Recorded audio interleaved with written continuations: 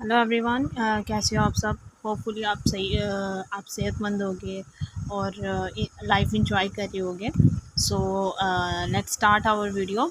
बहुत दिनों बाद वीडियो बनाने का टाइम बहुत ज़्यादा है, लेकिन दिल किया तो मैंने सोचा अपने व्यूवर्स के साथ, अपने बच्चों के साथ, अपने जो एक्सपीरियंस है उसके अकॉर्डिंगली मैं आपसे अपनी जो वीडियोस हैं वो शेयर किया करूँ। तो again welcome me on my channel. So let's start.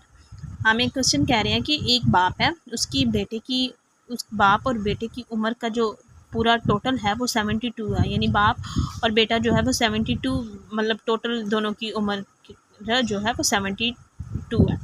ठीक है। 6 साल बाद 6 साल पहले बाप की उम्र जो थी वो बेटे के 2 गुना थी।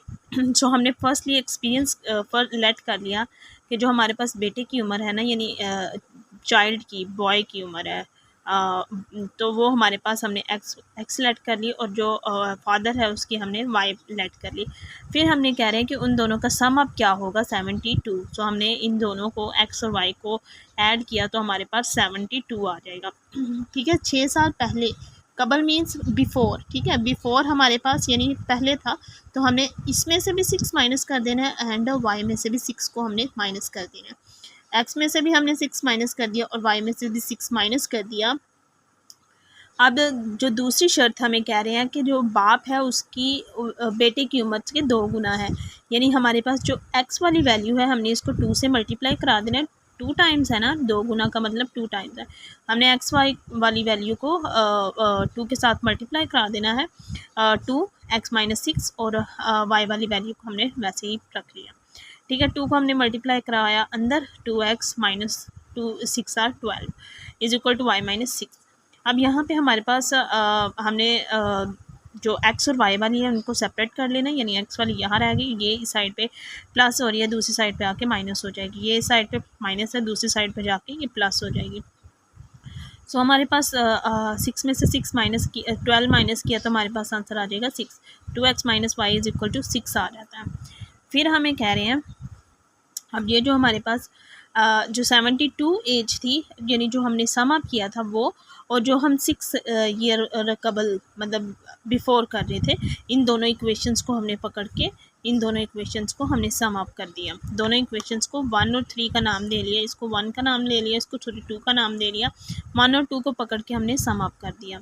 x plus y 72, 2x-y is equal to 6, ये हमने प्लस किया। अब यहाँ पे देखें, ये हमारे पास ये प्लस की और ये माइनस का y ख़त्म हो जाएगी, यहाँ पे आंसर 0 आएगा, और ये 2 और ये 1, ये हो जाएगा 3x इज इक्वल टू 72 में 6 प्लस करें तो 78। ठीक है। यहाँ पे अब 3x हमारे पास आ गया, 3x is equal to 78। X इधर आ गया, 3 साइड पे मल्टीप्लाई, दूसरी साइड पे आके डिवाइड हो जाएगा। तो 78 को 3 पे डिवाइड करें, 3 2 आर 6, 3 6 आर 18। ठीक है। ये हमारे पास 26 आ जाएगा। अब हमारे पास जो बेटे की उम्र है वो 26 है।